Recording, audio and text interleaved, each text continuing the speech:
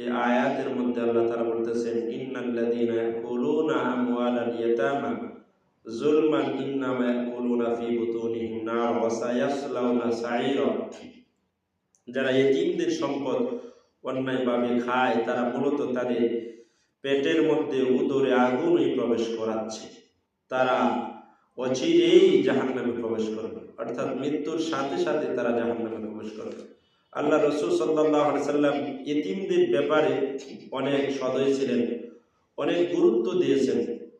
রাসূলুল্লাহ সাল্লাল্লাহু আলাইহি সাল্লাম হযরত আব্দুল্লাহ বিন আবু আউফা রাদিয়াল্লাহু তাআলা বর্ণিত রাসূলুল্লাহ সাল্লাল্লাহু আলাইহি সাল্লাম ইরশাদ করেছেন, যে ব্যক্তি কোন এতিমের মাথায় সন্দেহ, স্নেহর সহিত, দয়ার সহিত, মহব্বতের সহিত হাত বুলিয়ে দেয়, আল্লাহ রাসূল সাল্লাল্লাহু আলাইহি সাল্লাম বলেন তার হাতে যতগুলো এতিমের মাথার চুল তার হাতের তালুর নিচে পড়ে, আল্লাহ তাআলা তার আমলনামায় ততগুলো সওয়াব লিপিবদ্ধ করিয়া দেয়।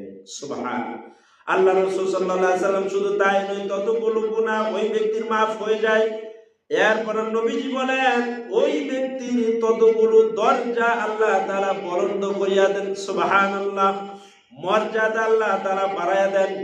এজন্য এতিমের ব্যাপারে সদয় হওয়ার জন্য রাসূলুল্লাহ সাল্লাল্লাহু আলাইহি সাল্লাম সমস্ত উম্মতদেরকে বলেছেন, ও উম্মতেরা তোমরা এতিমের প্রতি সদয় হও, এতিমের প্রতি নরম হও, এতিমের প্রতি হৃদয়টাকে তোমরা নরম করে দাও, দিলটাকে নরম করে দাও, এতিমের দেখাশোনা করবা। আল্লাহ রাসূল সাল্লাল্লাহু আলাইহি সাল্লাম বলেন, যদি তোমার ঘরকে বরকতময় করতে চাও তাহলে একজন এতিমকে দেখাশোনা করো, এতিমের দায়িত্ব তুমি নাও, এতিমের খাবার দাবারের ব্যবস্থা করে দাও, কাপড় চোপড়ের ব্যবস্থা করে দাও। আল্লাহ পাক তোমার ঘরের মধ্যে অবশ্যই বরকত দান করবেন।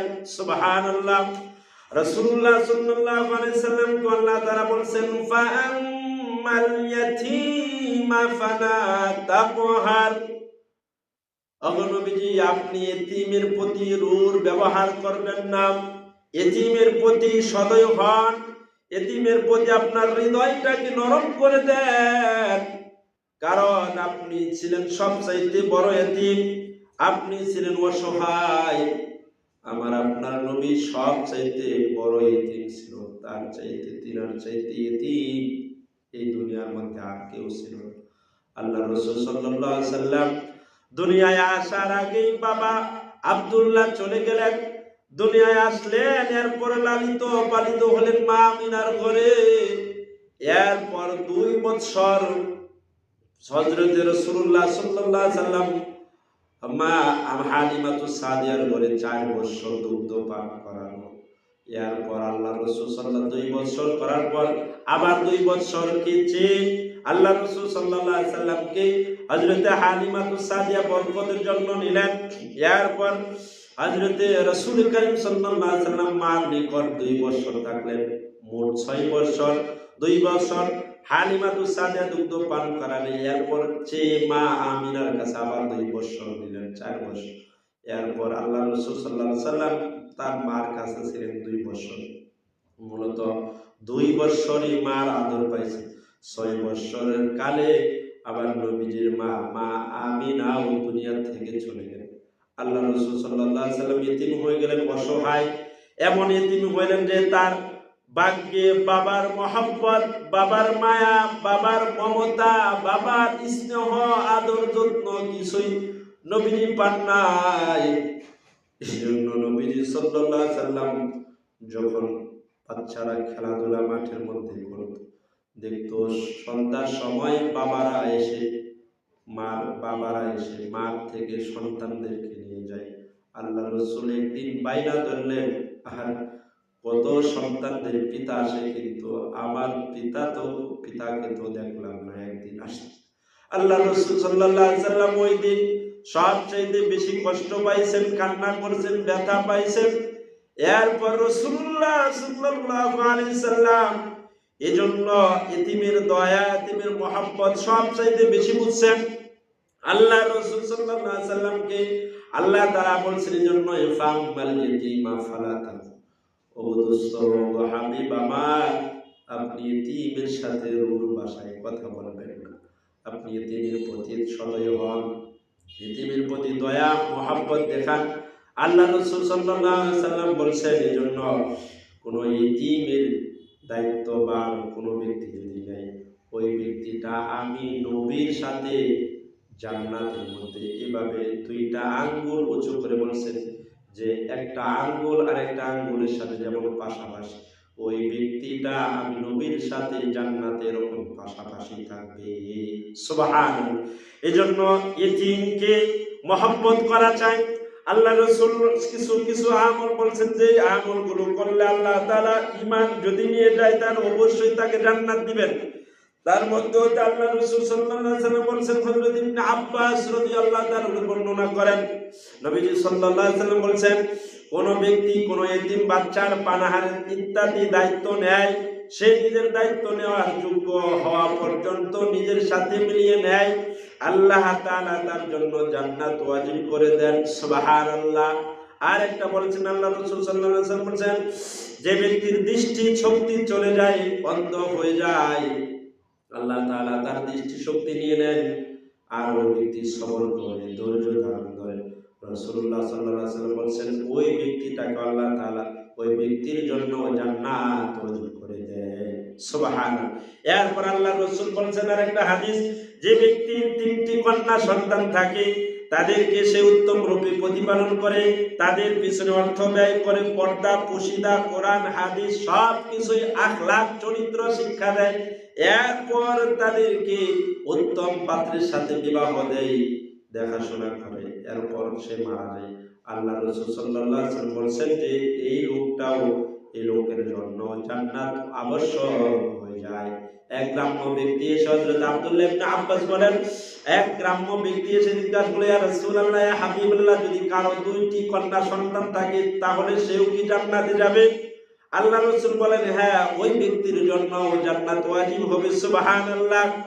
এজন্য এতিমদের প্রতি অনেক সদয়, আল্লাহ রাসূল বলেছেন যে এতিমের প্রতি তোমরা সব সময় সদয় থাকবা, এতিমকে মহব্বত করবা, এতিমকে ভালোবাসবা, এতিমের প্রতি দয়া মহব্বত দেখাইবা, তাহলে আল্লাহ তাআলা তোমাকে মহব্বত করবেন, ভালোবাসবেন। এক ব্যক্তি হযরত আবু দারদা রাদিয়াল্লাহু তাআলা বর্ণনা করেন, এক ব্যক্তি নবী সাল্লাল্লাহু আলাইহি ওয়াসাল্লাম দরবারে উপস্থিত হয়ে বললেন, ইয়া রাসূলুল্লাহ, ইয়া হাবিবাল্লাহ, আমার তো মনটা কঠোর, মন হলো শক্ত, কোনোভাবেই নরম হয় না।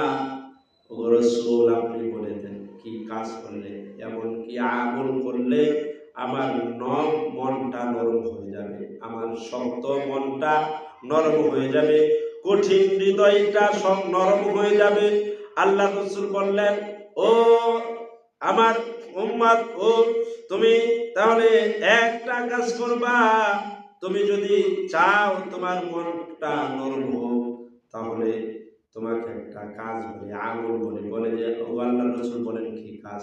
আল্লাহ রাসূল বলেন, তুমি এতিমের মাথায় হাত বুলাও, এতিমকে মহব্বত করো, এতিমকে ভালোবাসো, এতিমকে এক বেলা খাওয়াও, 2 বেলা খাওয়াও, যতটুকু সামর্থ্য ততটুকু করো, তাহলে তোমার মনটা নরম হয়ে যাবে।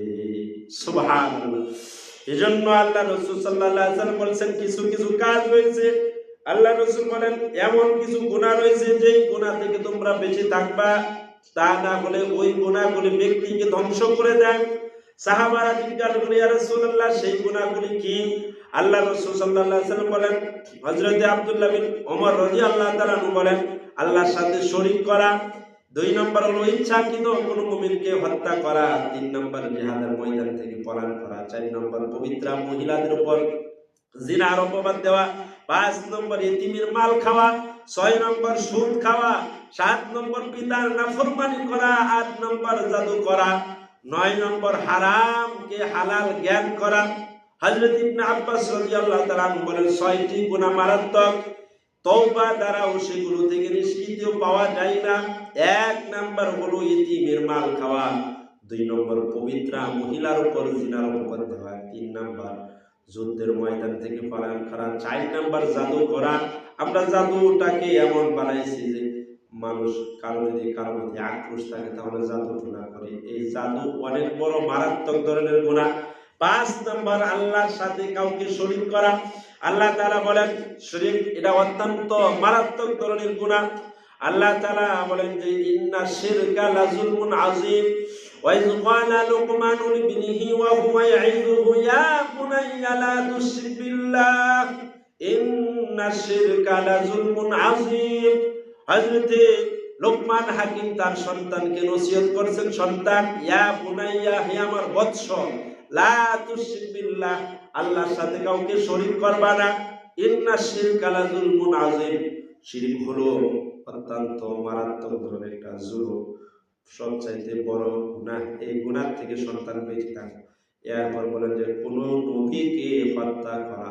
আল্লাহ তাআলা ইতিমের মাল খাওয়া সম্পর্কে বলেন, যারা ইতিমের মাল নিজের মাল মনে করে খায়। 2 ভাই ছিল, 2 ভাইয়ের মধ্যে হতে বড় ভাই মারা গেছে, তো সন্তানগুলো ইতিম হয়ে গেছে। ছোট ভাই এরকম বলে যে তার ইতিম ভাইদের বা সন্তান ভাতিজাদের প্রতি মহব্বত করে না, ভালোবাসা রাখে না। বড় ভাইয়ের মাল সে নিজের মাল মনে করে খাইতেছে, অথচ এটা হলো ইতিমের হক। ইতিমের দেখাশোনা করা দরকার। ইতিমের মাল সে নিজের মাল মনে করে খাচ্ছে। আল্লাহ তাআলা বলেন, ও বান্দা, তুমি তো এটা ইতিমের মাল খাচ্ছ না, এটা তো তুমি জাহান্নামের আগুন তুমি তোমার পেটের মধ্যে, উদরের মধ্যে পড়ছো। আল্লাহ তাআলা এই জন্য ইতিমের মালের ব্যাপারে বলছেন, ইন্নাল্লাযীনা ইয়াকুলুনা আমওয়ালাল ইয়াতামা যুলমান ইন্নামা ইয়াকুলুনা ফি বুতুনিহিম নারা ওয়া সায়াসলাউনা সাঈরা। যারা ইতিমদের সম্পদ অন্যায়ভাবে খায়, তারা মূলত তাদের উদরের মধ্যে আগুনই প্রবেশ করাচ্ছে, তারা অচিরে জাহান্নামে যাবে। এজন্য এই ইতিমের মালকে নিজের মাল মনে করা যাবে না, বরং ভাতিজাদেরকে মহব্বত করতে হবে, ভালোবাসতে হবে, তাদেরকে লালিত পালিত করবে। আর লালিত পালিত যদি করে, তাহলে অবশ্যই আল্লাহ রাসূল বলেন এই ব্যক্তিটা আমি নবীর সাথে জান্নাতে যাবে। সুবহানাল্লাহ। আর কোন নারীর ব্যাপারে আল্লাহ রাসূল সাল্লাল্লাহু আলাইহি ওয়াসাল্লাম বলেছেন, কোন নারীর স্বামী যদি মারা যায়, তখন তার সন্তানকে রেখে মারা যায়, ওই নারী সেই রকম আল্লাহর জন্য সন্তানের প্রতি মহব্বতে সেই রকম সন্তানকে লালিত পালিত করে অন্য জায়গায় বিবাহ হয় নাই। নবীজি সাল্লাল্লাহু আলাইহি ওয়াসাল্লাম বলেন যে নিজেই উপার্জন করে তাদের প্রতিপালন করেছে এবং বিবাহ দিয়েছে, কিংবা তারা মারা গেছে, আল্লাহ রাসূল বলেন যে ওই মহিলাটাও আমি নবীর সঙ্গে জান্নাতে যাবে। সুবহানাল্লাহ। আল্লাহ তাআলা আমাদের সকলকেই ইতিমের প্রতি সদয় হওয়ার জন্য তৌফিক দান করুন, ইতিমকে মহব্বত করার তৌফিক দান করুন, ইতিমকে দেখাশোনা করার তৌফিক আমাদের সকলকে আল্লাহ তাআলা তৌফিক দান করুন। আমিন। ওয়া আখিরু দাওয়ানা আনিল হামদুলিল্লাহি রাব্বিল আলামিন।